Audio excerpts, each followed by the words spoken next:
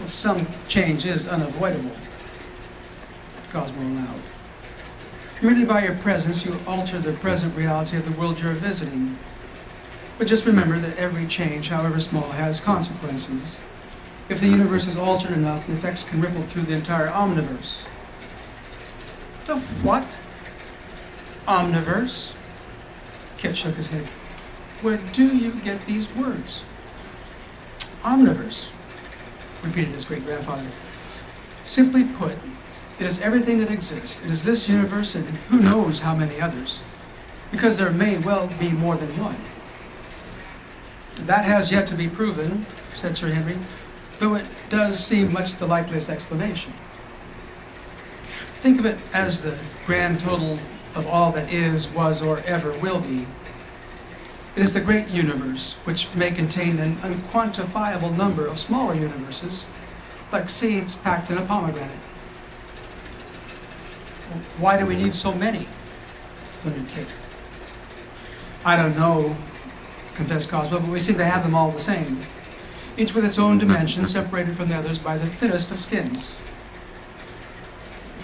Kit thought for a moment and said, I understand about traveling to other worlds and how they're not in the same time zone, so to speak, but if you already know where the ley lines are and where they go, well, why do you need the map?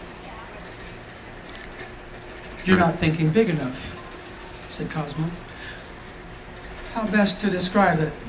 I know. You're familiar with the London Underground train system. It's my home away from home, said Kit. Well, how many different lines make up the underground system? I don't know, a dozen maybe? And how many stops? In total, how many stations would you say there are?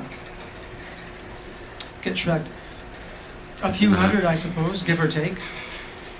Indeed, affirmed Cosmo. Now, the lines on the London Underground are on different levels, some higher, some lower, some very low. And they crisscross through the Earth in 3 dimensions, linking up at various points along the way. The connecting stations, added Kit, so you can change lines. Yes, but not every line connects with every other. They merely connect wherever they will, and there's no guessing where those connections might be. It is an ingenious system, but also very complicated, and people can easily become confused when they use it. That has been known to happen, granted Kit, who, as a regular victim of tube travel, knew the feeling only too well. The best way to avoid this confusion is to use a map, that rather clever little schematic drawing with all its colors and crossing lines. Cosmo's gaze grew keen.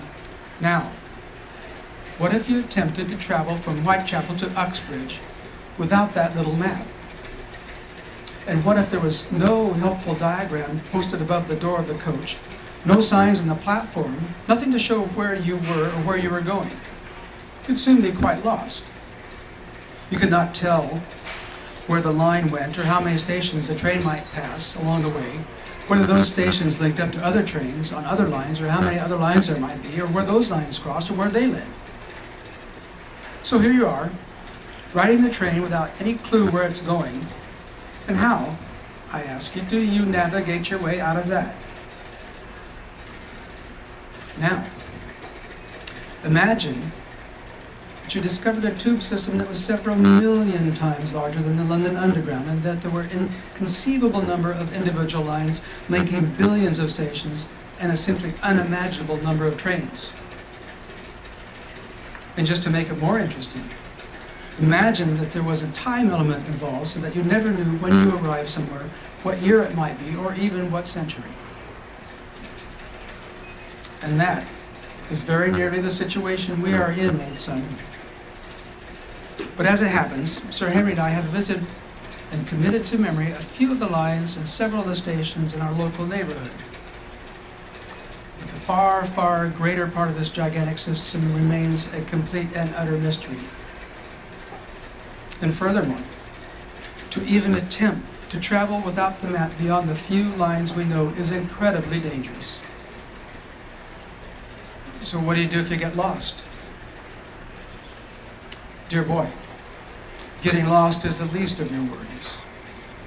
Consider. Jump blind and you might find yourself on the rim of a raging volcano or snuck in the middle of a battlefield during a savage war, or on a swiftly tilting ice floe in a tempest-tossed sea. Cosmos shook his head, spread his hands. Anything could happen. And that is why the map is monumentally, vitally, crucially, life and death, important.